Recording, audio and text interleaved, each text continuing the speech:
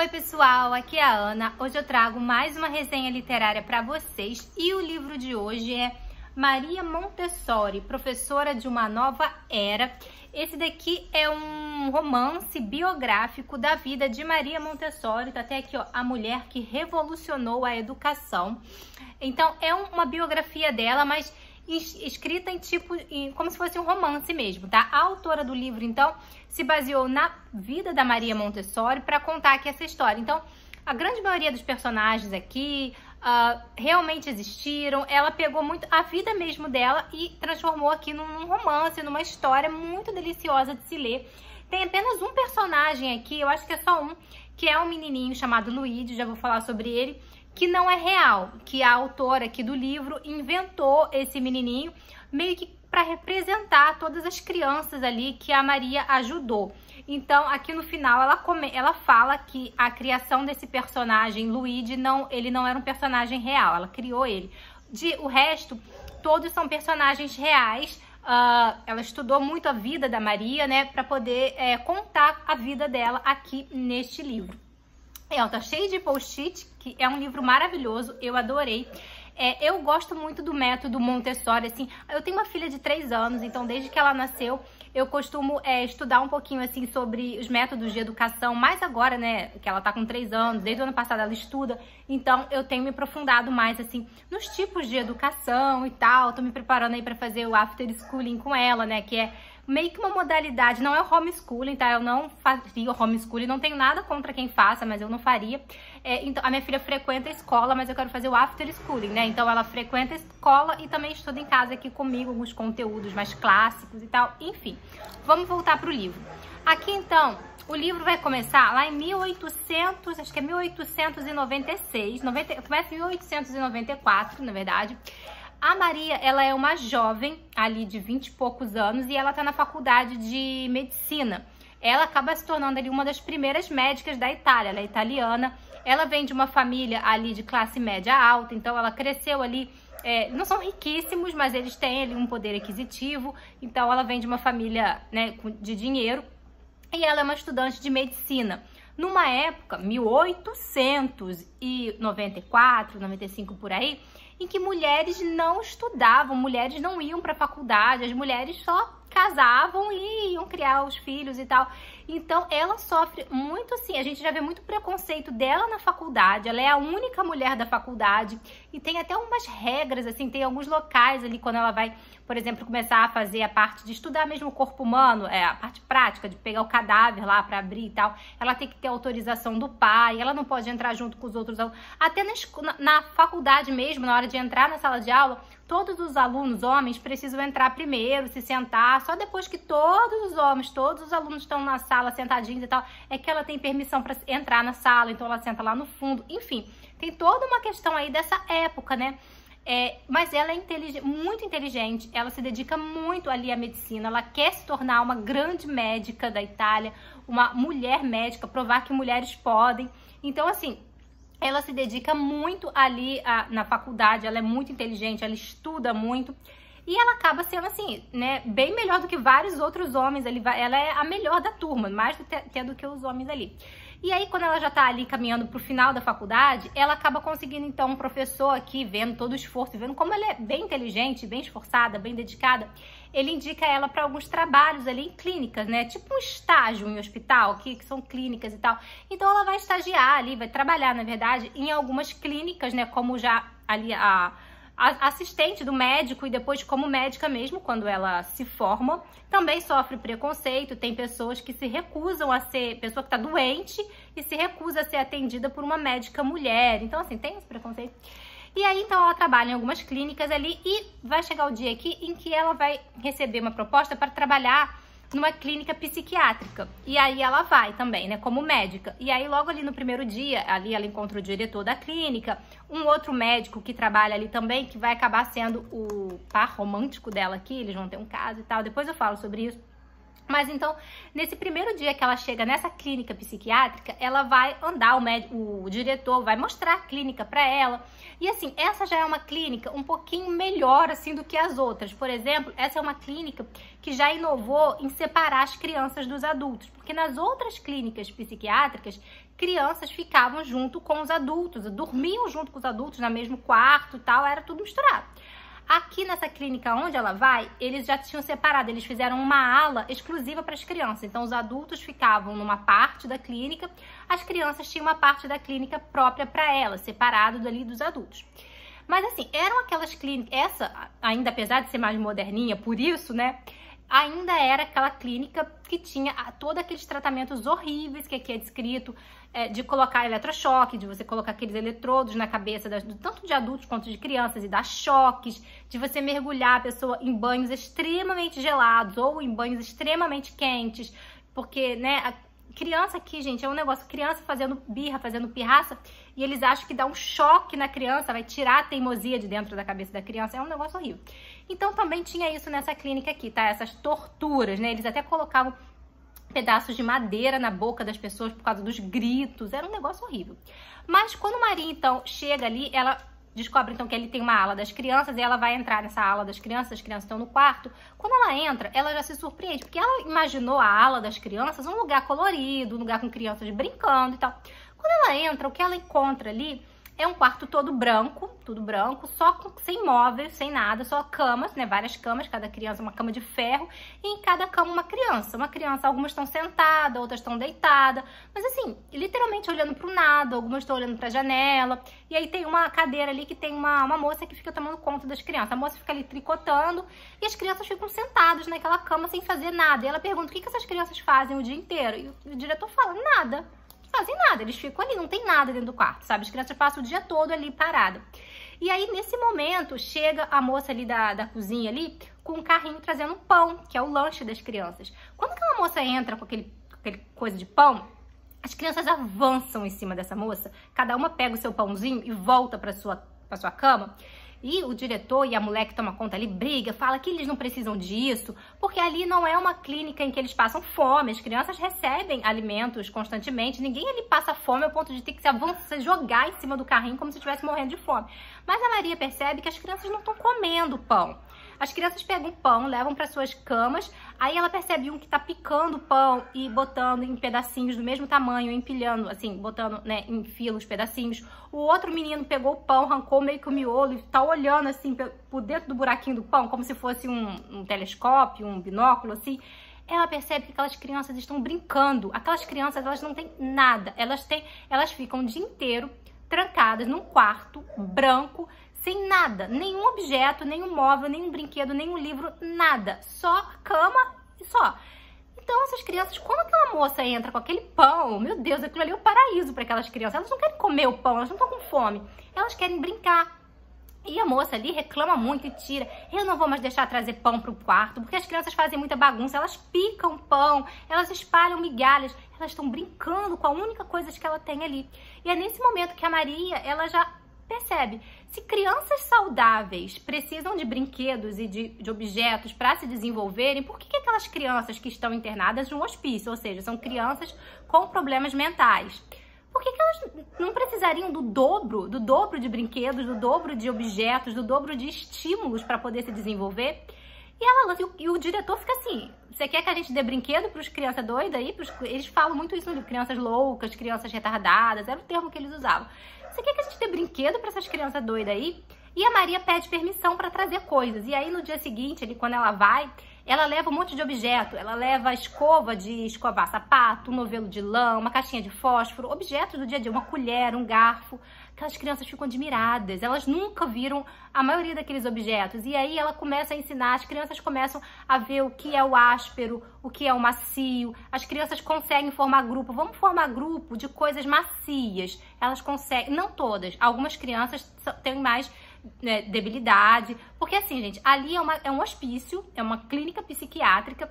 Mas nem todas as crianças que estão ali são crianças, e adultos também, tá?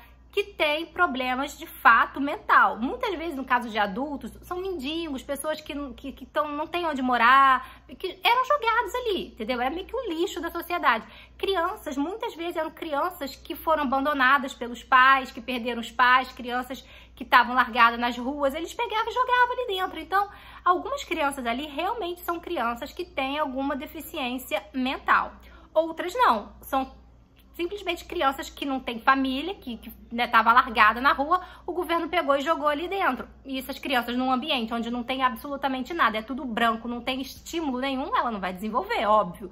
Então, quando a Maria começa a trabalhar, a trazer esses objetos para essas crianças, a mostrar, ela vai vendo como essas crianças vão se desenvolvendo muito, algumas mais do que outras, como eu falei, né?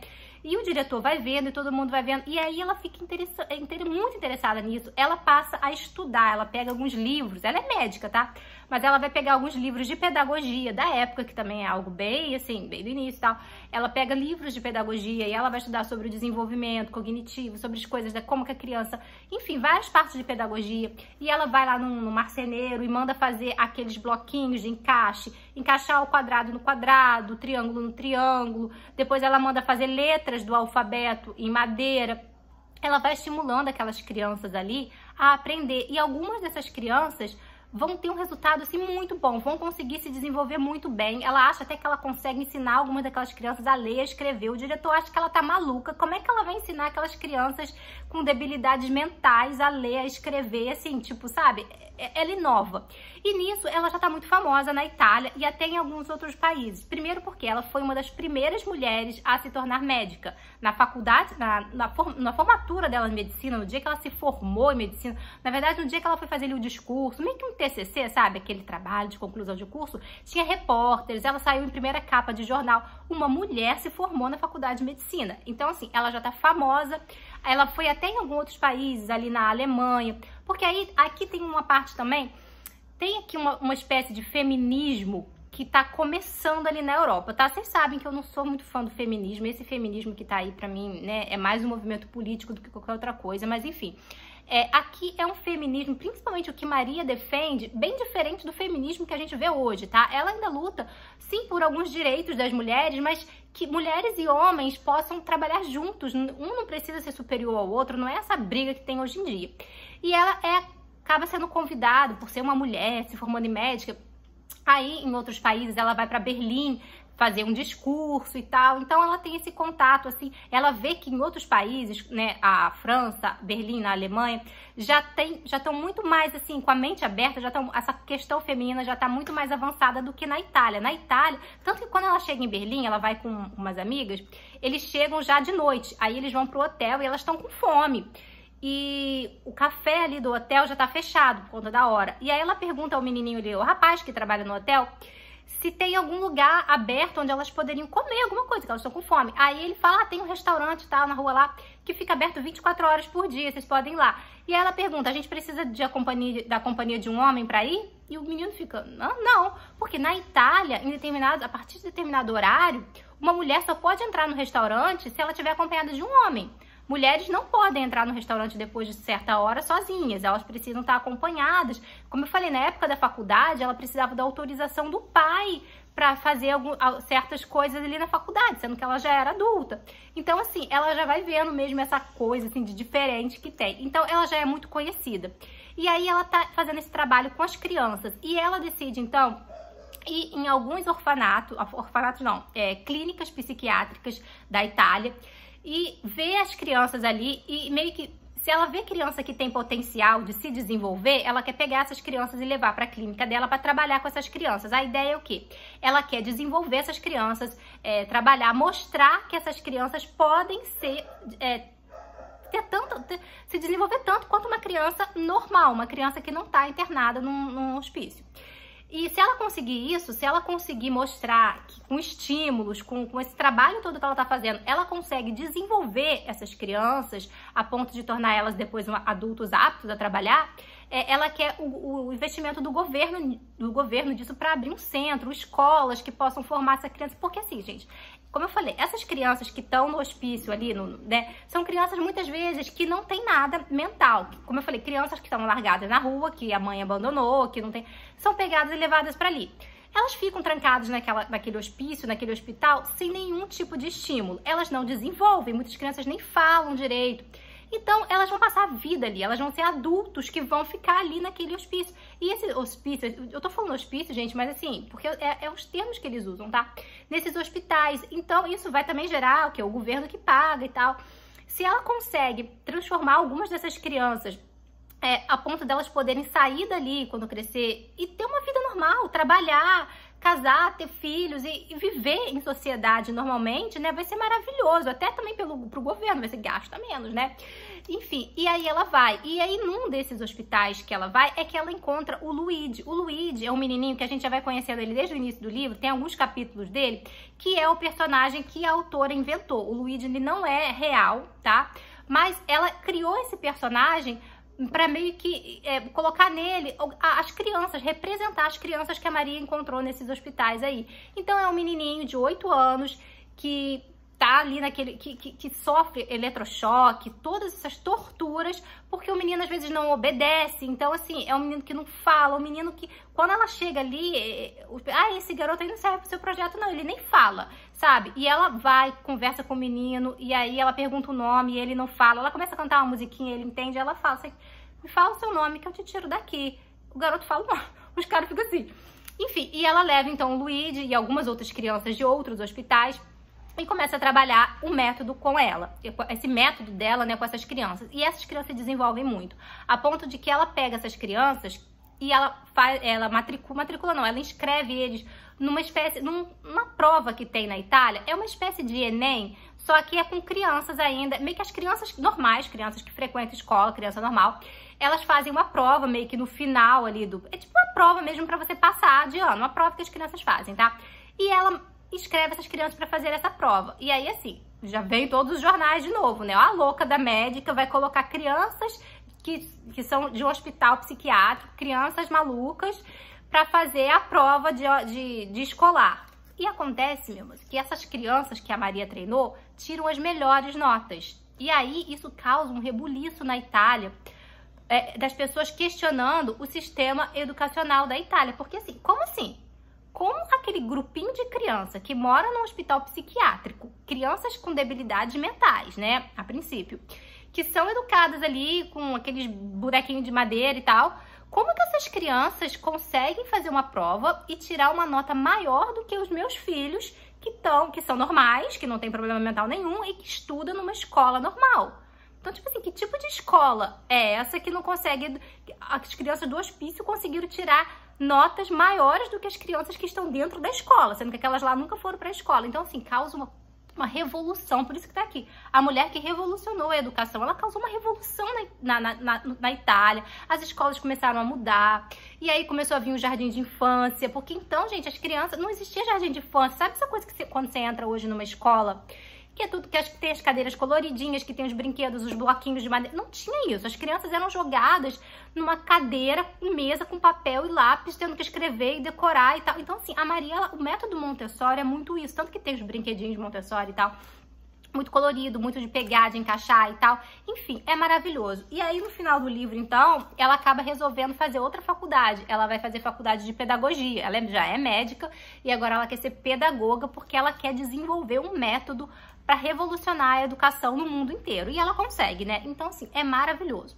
Aí, assim, gente, aqui a gente também vai acompanhar a vida pessoal dela, tá? Como eu falei, vai ter um cara que é médico da clínica onde ela vai também, então eles vão se envolver. Só que é às escuras. Se ela assumir um namoro, se ela casar, ela não pode mais ser médica, ela não pode mais trabalhar. E isso, sabe, é uma regra. Eu não sei se eu anotei algumas partes aqui, mas ela é basicamente isso. Deixa eu ver aqui, olha. Maria sabia muito bem que a mãe dela falou isso aqui, ó. Você vai ter que abrir mão da sua carreira. Talvez o doutor permita que você continue fazendo suas pesquisas às escondidas. Ele ficará com sucesso para si. E isso era muito comum, tá? Maria sabia bem do que a mãe estava falando. Havia inúmeras mulheres que trabalhavam ao lado de seus maridos, cuja produção jamais era conhecida publicamente, uma vez que, oficialmente, o sucesso era atribuído a seu esposo. Havia exemplos na arte quanto na ciência. Normalmente não eram os esposos que cometiam injustiças, mas sim a sociedade, que não permitia que mulheres casadas ocupassem altos cargos. ainda predominava a opinião de que a mulher podia se dedicar ou à família ou à carreira, jamais as duas coisas. Então ela escondeu o romance dela com esse cara, porque ela não podia casar com ele, senão ela teria que abrir mão da carreira. Acontece que em determinado momento ela vai engravidar dele, sabe? E assim, nesse momento eu falei, não, você não vai estragar tudo isso, né? Mas não, ela não pensa, ela não passa pela cabeça dela abortar. Tem até uma parte aqui, deixa eu ver se eu acho. Um aborto não era apenas proibido, mas também perigoso. E além disso, ela jamais seria perdoada por Deus e não poderia nunca mais se olhar no espelho caso matasse uma vida humana. Então, assim, sabe, essa coisa que eu falei que ela era meio feminista e tal, mas assim, é um feminismo muito diferente do que a gente vê hoje, tá? Não vou falar o que vai acontecer com a criança aqui, vou deixar esse mistério, mas ela não tira e ela depois fica com a criança, enfim. Mas é uma história muito bonita e, como eu falei, ela termina, então, ela faz a outra faculdade de pedagogia e vai se tornar, então, essa mulher incrível aí que revolucionou a educação. O jeito que a educação era antes e o jeito que ficou, que criou tanta coisa. A educação vem mudando, ela não para, ela tem que ir progredindo, mas assim, a Maria revolucionou muito e eu adorei esse livro. Então, vou deixar essa dica aqui pra vocês. É muito interessante. Aqui ele não vai ficar focando muito sobre o que é o método Montessori. Ele vai focar na vida dela, tá? É lógico que vai passar ali pelas questões de como que é o aprendizado e tal, mas ele não é um livro que vai focar no método Montessori. Existem livros pra isso, se você quer fazer o método Montessori com sua criança. Existem livros que especificam mesmo como fazer, tem atividades e tal. Aqui é mais focado nela, uma biografia da vida dela. Bom, vou ficando por aqui. Beijos, até a próxima.